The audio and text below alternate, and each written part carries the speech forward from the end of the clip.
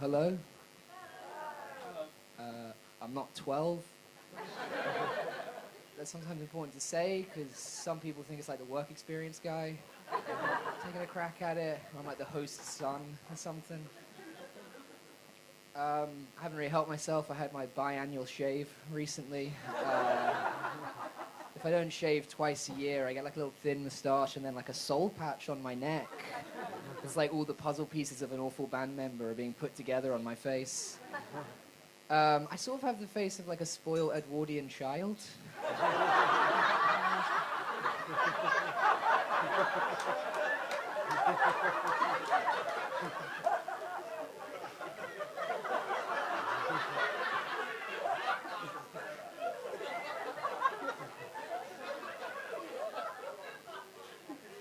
You know, like the kind of kid that would just be like, "Oh, father, you said I could have another sugar plum treat."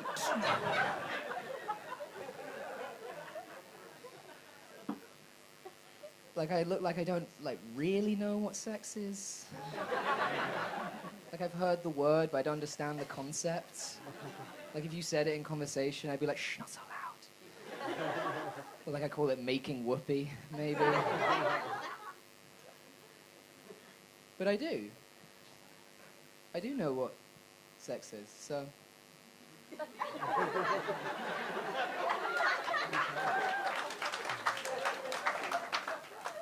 Your clapping is appropriate. You know, it's just as when the birds and the bees, like fuck or whatever. I know that it's a sin. Yeah, laugh it up. Laugh it up. I get ID'd a lot as well, but just because of this. And one time I got ID'd buying a T-shirt, but there was nothing like adult on the T-shirt. It was just a parrot. So I think they just took a look at me and thought, he's too young for parrots. It sounds weird, but people have a lot of different things to say to you when you look young. Old people, some of whom are here tonight,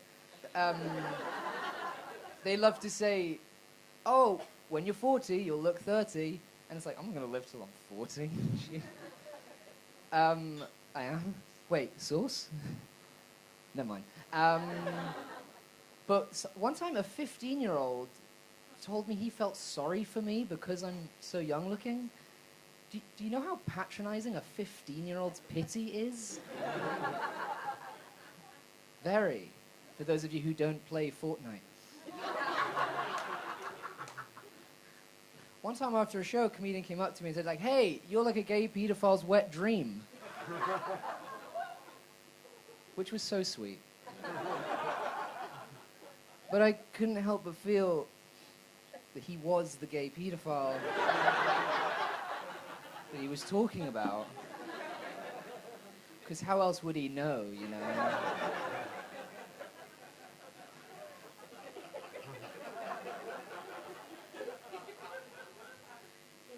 I'm also quite an anxious person generally. Recently I went to a workshop to help manage anxiety, and the woman who ran it decided to kick things off by going, "By the way, if the fire alarm goes off, that is not a drill."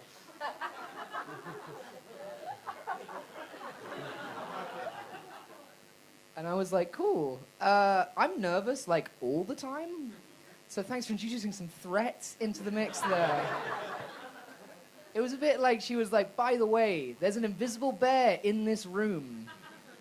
Okay, here are some very helpful daily breathing exercises."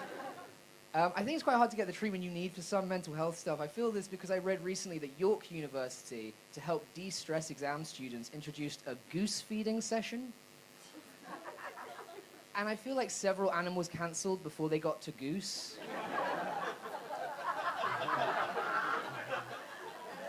No, because geese are easily top 3 most stressful animals in the world. Like, I've never felt relaxed with a goose. The most I've felt is, like, disappointed that it wasn't a duck.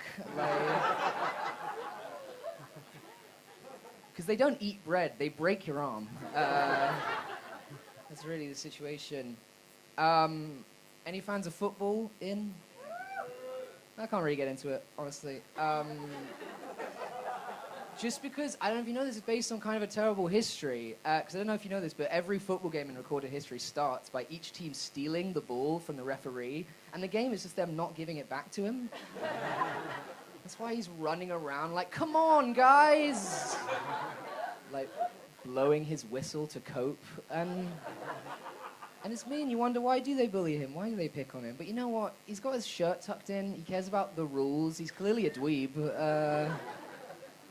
Opposite of a dweeb, of course, in football, the goalie, who I like to call the Chad of the group, personally, just because he's always got to stand out a little bit. He's always got, like, long sleeves, fluorescent green, like, gloves, like he's going to the opera, like...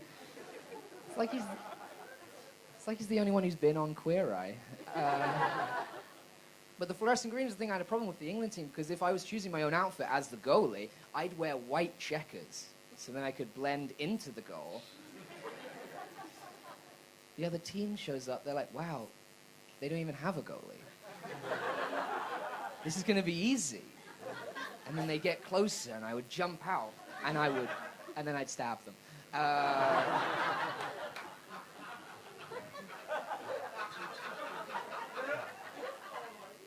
There are knives in my version of football, I don't know.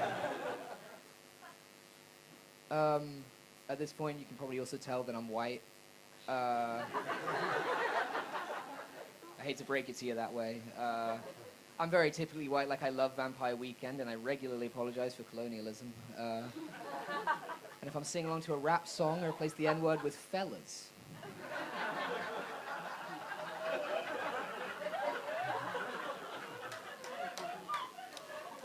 It's just a tip for you. Same amount of syllables. I'm also in a long-distance relationship at the moment. Is anyone else here in a long-distance relationship? One guy. Where is your partner from? Leicester. That's nothing. My girlfriend's from America. Is Leicester in a different time zone? I don't know why I'm being so mean. You were nice about it. My girlfriend's American. She's from Chi-Town, as she's repeatedly told me not to call it. We have all these fun, kooky cultural differences, and I'd love to share them with you now. For example, I say mocha, and she says mocha. I mean, you can imagine the hilarity that ensues. I'm in a long-distance relationship. I didn't really mean to be. We were both just playing hard to get, and it got out of control.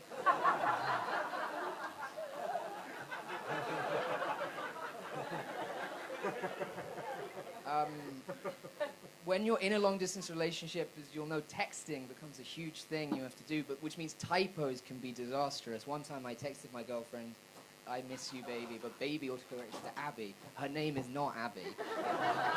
And I was like, no, I'm sorry. And I texted that, like, oh, I just wish you were here. And then it autocorrected to her. Not good. You can't climb down from that. It's a new situation.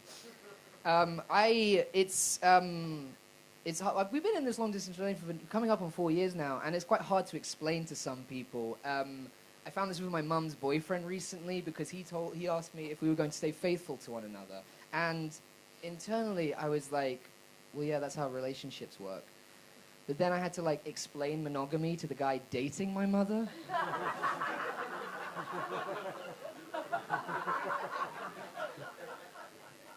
Like, she's been hurt before, Graham. Be careful with her.